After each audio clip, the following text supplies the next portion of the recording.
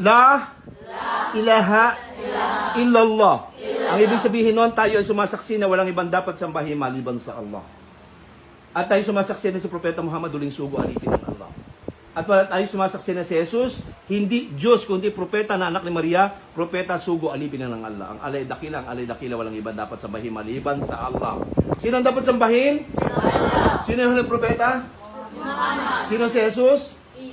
Propeta Diyos. Bago kumain? Bismillah. Tapos kumain? Alhamdulillah. Mag-aabaya ba kayo? Mag-aabaya. Okay. Pag-aralan nyo na mag-aabaya, ha?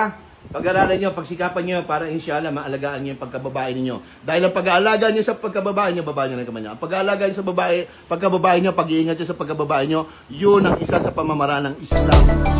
Kakakain? Kanan. Bago kumain? Bismillah.